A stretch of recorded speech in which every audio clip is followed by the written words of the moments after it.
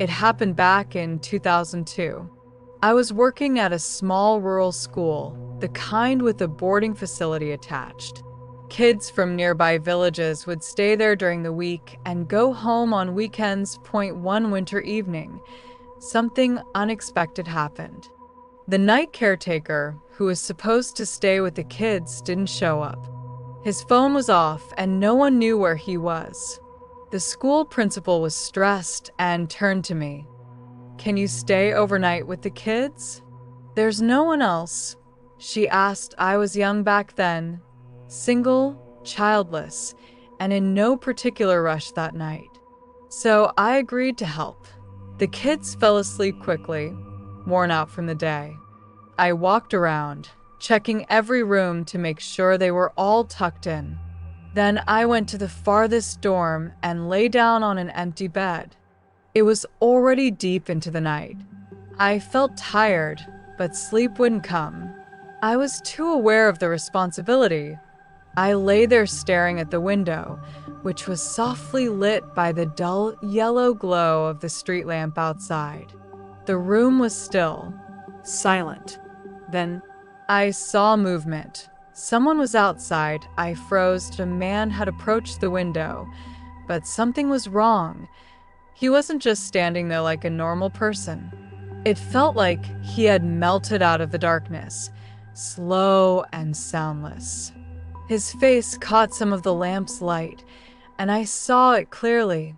A long, almost puppet-like nose and a wide-brimmed hat that cast shadows across his face.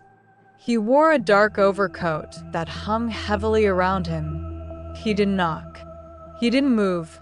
He just stared, first at me, then, slowly, he turned his head, scanning each sleeping child in the room, one by one, as if he was choosing someone that I couldn't move, couldn't breathe.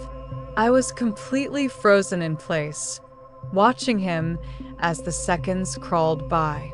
It felt like time had stopped. I don't know how long he stood there. Eventually, the sky began to pale. Morning was coming. Then I heard the crunch of snow outside. The morning staff had arrived. Only then did I sit up, shaken to the core. I couldn't wait to leave. Words can't describe how desperate I was to get home that morning. As time passed, the memories started to fade. I told myself it was just exhaustion, stress, maybe even a vivid nightmare. I wanted to believe that. I needed to believe that. But then, months later, something happened that shook me even more. It was another quiet night.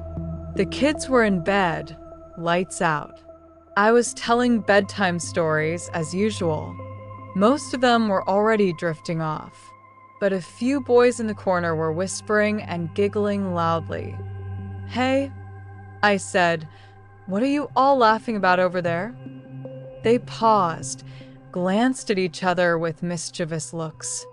Then one of them finally said, "We're talking about our friend, the one who comes to play with us at night." I felt a cold chill crawl up my spine. "What friend?" I asked, trying to keep my voice calm. "He comes through the window," the boy said casually. "Even though it doesn't open, he still gets in. He has a long nose, like a bird's beak, and he wears a black coat and a hat. He's funny. We play games with him when everyone's asleep." I went cold, completely cold inside, but I forced a smile, pretended it was just kids being kids, told them to go to sleep, but I knew that I had seen him too, and it was no dream. After that night, I never volunteered for an overnight shift again. No matter what,